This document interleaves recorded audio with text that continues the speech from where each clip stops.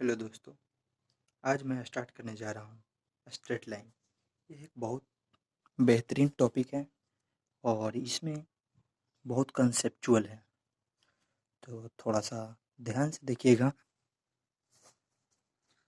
Straight line आप सभी लोग जानते हैं, स्ट्रेट लाइन सीधी रेखा। इसमें पढ़ना है सबसे पहले, पढ़ना हम लोग को सबसे पहले क्या, slope and intercept form. Slope and intercept form, तो सबसे पहले हम लोग जानते हैं कि स्लोप क्या है। सबसे पहले हम लोग जानेंगे कि स्लोप क्या है। तो स्लोप का हिंदी होता है ढाल। जैसे सीढ़ी घर में देखे हैं, वो क्या है, स्लोप है। तो स्लोप का मतलब होता है ढाल। तो देखिए उसको समझाते हैं कि ढाल क्या हुआ। जैसे ढाल देखिए, ये क्या हुआ, इस तरह से अगर लाइन खींच दिए, इस तरह से लाइन खींच देते, क्या हो गया, ढाल हो गया, ढाल हो गया। ठीक है, ये एल लाइन खींच दिए। ठीक है, ये लाइन खींच दिए।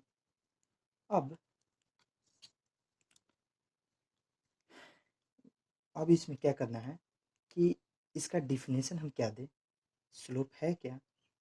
तो क्या होगा, इसमें लिखेंगे कि if theta is the angle. क्या होता है कि थीटा जो इसमें होता है क्या है, एंगल बनाएगा। Theta is the angle, angle made, made by क्या, made by line with positive direction, with positive direction of x axis. क्या होता है पॉजिटिव डायरेक्शन में, यही होता है पॉजिटिव डायरेक्शन, घड़ी के विपरीत दिशा। अर्थात पॉजिटिव डायरेक्शन का मतलब क्या होता है, anti clock wise. Anti clock wise मतलब घड़ी के विपरीत दिशा में। ठीक है, और स्लोप को हम लोग, जैसे क्या हो गया कि विपरीत दिशा में, तो ये हो गया मेरा एंगल थीटा। अगर इस तरह से रहा तो ये इस तरह से अगर डायरेक्शन रहा तो this is not a clock, anti clock wise, I not a positive angle. ये पॉजिटिव एंगल होता है, ये पॉजिटिव एंगल नहीं होगा, तो ध्यान देना है। ठीक है, क्लॉक और एंटी क्लॉक को। अब हम लोग, क्या होता है कि स्लोप होता है, उस स्लोप को मैथमेटिकली डिफाइन करते हैं। मैथमेटिकली डिफाइन करते हैं, तो हम एक लाइन लिए, एक लाइन का क्या होगा, दो कोऑर्डिनेट हो गया। इस कोऑर्डिनेट के मान लिए x2 y2, इस कोऑर्डिनेट के मान लिए x1 और y1। ठीक है, अब यहाँ से क्या हुआ कि इसको इस तरह से हम मिला दिए, क्योंकि हमको निकलना है ना, इस तरह से मिला दिए, तो यहाँ क्या हो गया, परपेंडिकुलर बना। ठीक है, और ये मेरा एंगल थीटा हो जाएगा। किस तरह से, ये इस थीटा हो जाएगा एंटी क्लॉकवाइज, अर्थात पॉजिटिव डायरेक्शन। तो पॉजिटिव डायरेक्शन हो जाएगा, तब इसको क्या करेंगे कि यहाँ से यहाँ तक ये क्या हो जाएगा मेरा डेल्टा वाई, अर्थात ये यहाँ से यहाँ तक डिस्टेंस निकालना होगा, तो क्या हो जाएगा डेल्टा वाई बराबर y2 माइनस y1। और यहाँ से यहाँ तक निकालना है हमको डेल्टा एक्स, डेल्टा एक्स तो क्या हो जाएगा x2 माइनस x1। तो ये टेन थीटा, अर्थात टेन थीटा बराबर क्या हो जाएगा, ये p बाई बी। हम लोग जानते हैं क्या कि टेन थीटा, टेन थीटा बराबर क्या हो जाएगा, p बाई बी, अर्थात delta Y, delta Y by delta X, delta Y by delta X. तो डेल्टा वाई का वैल्यू क्या है, y2 माइनस y1 बटा x2 माइनस x1, यह है डेल्टा वाई का वैल्यू है। इसी को कहते हैं हम लोग क्या, एम। इसी को कहते हैं क्या, एम, अर्थात स्लोप। तो स्लोप को और किससे डिनोट करते हैं, तो स्लोप को डिनोट करते हैं, it is denoted by, it is denoted by M, या मैं क्या हो गया टेन थीटा, स्लोप को डिनोटेड करते हैं। तो यही है क्या मेरा क्या, स्लोप। ठीक है, अगर बाई द वे अगर किसी भी लाइन का अगर दो कोऑर्डिनेट दिया हुआ तो स्लोप निकालने के लिए क्या, कौन सा फॉर्मूला यूज कर लेंगे, y2 माइनस y1 बटा x2 माइनस x1। ये हो गया मेरा क्या, स्लोप। ठीक है, यहाँ तक स्लोप के लिए। अब हमारा सेकेंड पॉइंट आता है कि एंगल बिटवीन टू पॉइंट निकालने के लिए, एंगल बिटवीन टू पॉइंट। अगला टॉपिक मेरा क्या है, एंगल बिटवीन क्या, two points. Angle between two points हमको निकालना है। तो यहाँ पे देखिएगा, दो लाइन लेंगे, ठीक है, दो लाइन लेंगे, ठीक ना। इसी लाइन के बीच में हमको एंगल निकालना है, एंगल बिटवीन टू लाइन। इसके बीच का थीटा हो जाएगा। अब हम लोग जानते हैं कि कोरस्पॉन्डिंग एंगल से ये भी क्या होगा, थीटा होगा। इस लाइन का नाम है L1, इस लाइन का नाम है L2। तो ये दोनों लाइन है, तो एक लाइन का स्लोप इज L1, L1 का स्लोप क्या हो जाएगा, सॉरी इसको मान लेते हैं L1, इसको मान लेते हैं L2। इसका स्लोप मान लेते हैं कि M1 हो गया, और इसका स्लोप क्या हो गया, M2 हो गया। स्लोप ऊपर जान गए, तो इसका स्लोप M1 हो गया, इसका स्लोप क्या हो गया, M2 हो गया। तो यहाँ पे लिख देंगे कि एंगल थीटा किसके किसके बीच है, तो between the two lines, between the two line, between the two line having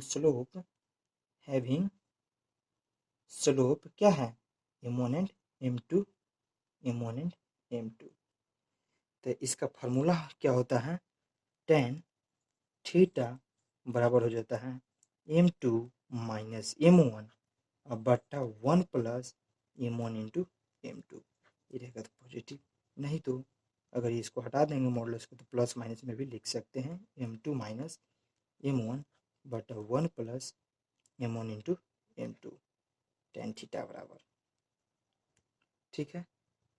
इसमें कंडीशन होता है, इसमें कुछ कंडीशन होता है, वो थोड़ा ध्यान देना है।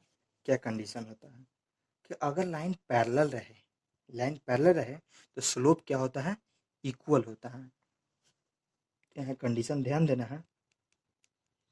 कंडीशन क्या है कि if the line are parallel, ठीक है, if the lines are parallel then क्या हो जाएगा, slope M1 equal to M2, मतलब दोनों स्लोप क्या होगा, इक्वल होगा, ठीक है। फिर नेक्स्ट है कि if the line are perpendicular, अगर लाइन परपेंडिकुलर हो, इस तरह से हो, तो देन दोनों का स्लोप का गुणनफल जो होता है क्या आना चाहिए, -1 आता है। ये ऑब्जेक्टिव में कभी कभी पूछता है, M1 इंटू M2 बराबर क्या होना चाहिए, -1। एक कंडीशन होता है, एक कंडीशन बहुत इंपॉर्टेंट है, इसलिए कंडीशन को हमेशा याद रखें, ठीक है दोस्तों। अब आगे बताते हैं। पहले हम लोग बताए थे कि कोलिनिटी, ठीक है, COLLINEERI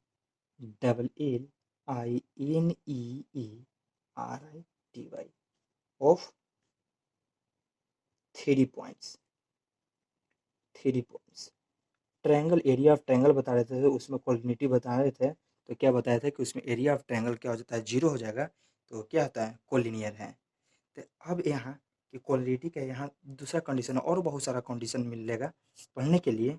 इसमें क्या होगा, देखिएगा कि if points three points P H, K, Q, X1, Y1 and R, X2, Y2 are such that, ये इस प्रकार है कि सच डेट स्लोप क्या हो जाएगा, P Q equal slope of P Q equal क्या हो जाएगा, slope of Q R. Slope of P Q equal to क्या हो जाएगा, स्लोप ऑफ क्यू आर। इसका मतलब क्या होगा, that is slope of P Q. Slope का मतलब क्या बताए थे वहाँ पे, यहाँ पे बताए थे ना कि y2 माइनस y1 बटा x2 माइनस x1। तो y2 माइनस y1 बटा x2 माइनस y1 तो y2। अब इसमें से अपने से मन में क्या कर लेंगे, पॉइंटेड कर लेंगे कि y2 हो गया, ये y1 हो गया। तो क्या हो जाएगा कि y1 y2 की जगह y1 माइनस के अब बटा क्या हो जाएगा x1 माइनस एच बराबर क्या हो जाएगा, इससे घटा लेंगे तो y2 माइनस y1 अब बटा x2 माइनस x1, क्योंकि क्यूआर में पी क्यू में न किए हैं, क्यूआर में ये कंडीशन है क्या, कोलिनियरिटी का। जब इसका स्लोप और उसका स्लोप 3 पॉइंट है, 3 पॉइंट में दो दो का स्लोप अगर इक्वल आए तो क्या हो गया, कोलिनियर है। इसके पहले बताए थे ट्रायंगल में कि क्या होता है, area of triangle is equal to 0, this is a collinear. अब कुछ और पॉइंट, इंपॉर्टेंट पॉइंट बताने जा रहे हैं, ठीक है, कुछ और इंपॉर्टेंट पॉइंट बता रहे हैं, वो भी ध्यान दीजिएगा। Some important point, important points, ठीक है। ये भी बात जब क्वेश्चन आएगा, क्वेश्चन में बोलता है कि इस तरह से उस तरह से, तो फर्स्ट है, फर्स्ट क्या है, थोड़ा सा वेट कीजिएगा। इस तरह से हम लोग एक्सिस पहले बना लेते हैं तब समझाते हैं, एक्सिस बना के कि क्या इंपॉर्टेंट पॉइंट है, ठीक है। तो ये क्या हो गया एक्स, ये क्या हो गया एक्स डैश, ये क्या हो गया वाई, ये क्या हो गया वाई डैश, ठीक है। अब पहलका है कि सब लोग बोलता है क्या, फर्स्ट कि लाइन ड्रो पैरेलल, लाइन लिख देते हैं, लाइन ड्रो पैरेलल, शॉर्ट में लिख देते हैं पैरेलल, आप लिखना चाहे तो अपने लैंग्वेज में लिख दीजिए, पैरेलल टू एक्स एक्सिस। तो एक्स एक्सिस के पैरेलल लाइन ड्रॉ करना है तो हाँ y बराबर क्या ले लेते हैं, d डिस्टेंस ले लेते हैं, अर्थात हम लोग जानते हैं कि एक्स एक्सिस के पैरेलल, तो एक्स एक्सिस के पैरेलल यही ना होगा, यही लाइन ड्रॉ करने के लिए बता रहे थे इंपॉर्टेंट पॉइंट।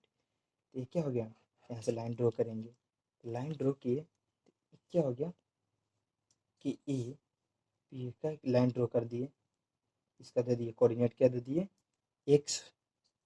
x1 और ये क्या दे दिए y1, ठीक है। ये भी लाइन ड्रॉ किए हैं, ठीक है।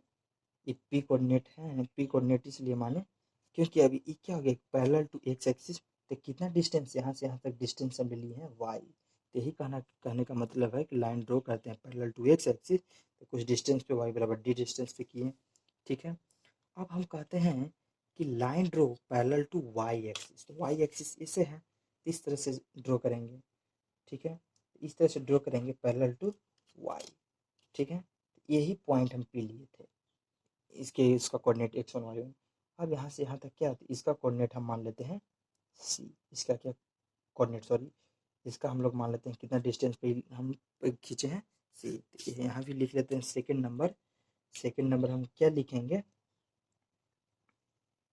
कि line draw parallel to y axis, y axis, यहाँ x बराबर क्या हो जाएगा, y एक्सिस है तो यहाँ x बराबर हो जाएगा c।